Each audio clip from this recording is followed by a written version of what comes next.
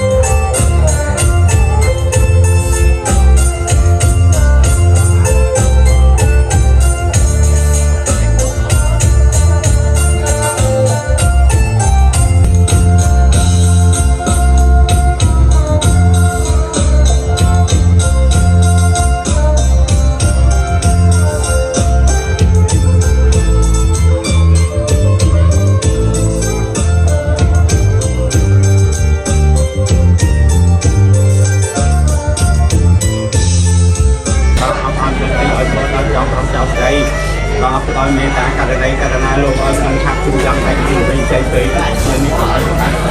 ដល់ជាងមានជុំមាន